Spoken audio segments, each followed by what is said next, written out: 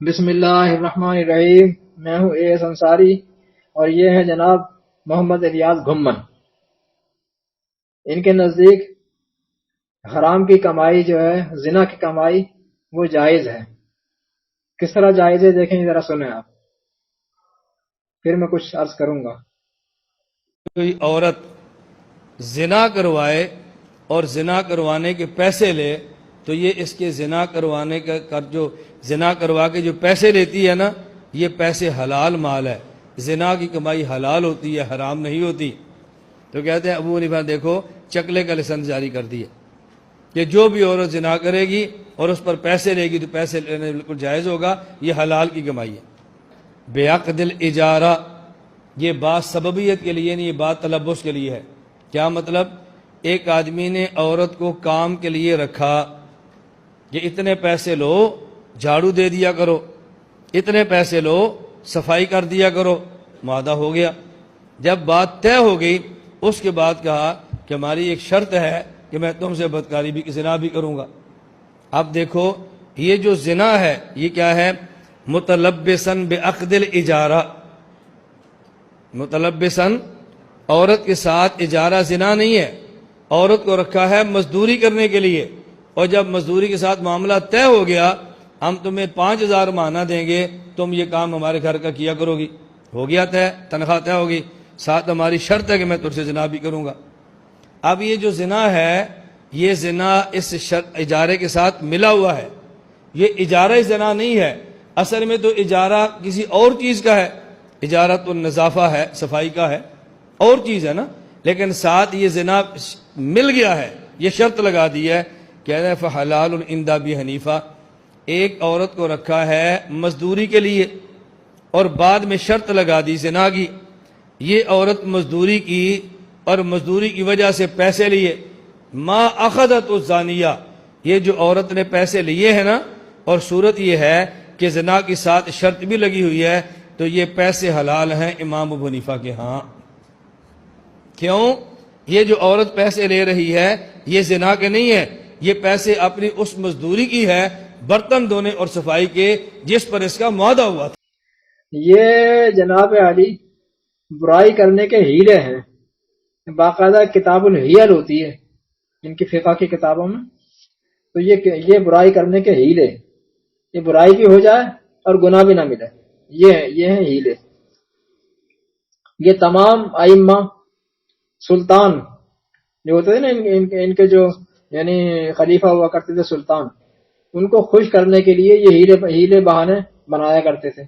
ایسا جو ہے مسئلہ بنا کر دیا کہ وہ خوش ہو جائے خلیفہ نا، کہ واہ کیا بات ہے، سانپ بھی مر گیا اور لاٹھی بھی نہ ٹوٹی۔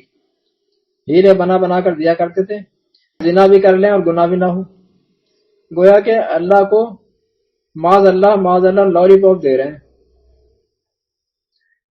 زنا حرام ہے، کام کی اجرت حلال ہے۔ اب آپ سمجھیے، زنا حرام ہے، کام کی اجرت حلال ہے، لیکن جب حلال کام میں حرام شامل ہو گیا تو حلال بھی تو حرام ہوا، وہ حلال کہاں سے ہو جائے گا؟ وہ حلال جو تھا وہ بھی حرام ہوا۔ حلال کھانے میں سور کا گوشت ملا دیں تو وہ حلال کھانا بھی حرام ہو جائے گا، وہ کہاں سے حلال رہ جائے گا؟ تو وہ اجرت حلال کہاں سے ہو گئی جس کی شرط میں جو ہے حرام شامل ہو گیا؟ یعنی اس عورت کی اس سے جو کمٹمنٹ ہوا تھا کہ بھئی میں یہ کام کروں گی اور میں اتنے پیسے لوں گی، ہاں ٹھیک ہے، اب اس میں جو ہے اس نے ایک اور شرط بھی لگا دی، تو وہ تو حرام میں حلال میں حرام شامل کر لیے نا، وہ سارے حرام ہو گیا، وہ تو سارا حرام ہو گیا۔ اس عورت کو وہاں کام ہی نہیں کرنا چاہیے تھا، کام چھوڑ دینا چاہیے تھا، کیوں حرام کام کر رہی ہے؟ لیکن مولوی یہیں تک نہیں رکتے ہیں، آپ یہ سمجھیں کہ ان کے سمجھ میں نہیں آتا، سمجھ میں سب کے آتا ہے، مولوی یہیں تک نہیں رکتے ہیں، یہ مولوی بہت آگے تک کی چیز ہے۔ آپ دیکھیں کتاب الحدود، آپ پڑھ کر دیکھیں کہ اس کی ہدایہ اٹھا لیں، جو فقہ کی سب سے چھوٹی کی کتاب ہے، فقہ حنفی کی سب سے چھوٹی کی کتاب، جس کے سر وقت پر لکھا ہوا ہے کہ الہدایۃ کالقرآن قد نسخت من قبلها من الکتب، کہ ہدایہ قرآن کی مانند ہے، اور اس ہدایہ نے اب اس سے پہلے کی تمام کتابیں منسوخ کر دی۔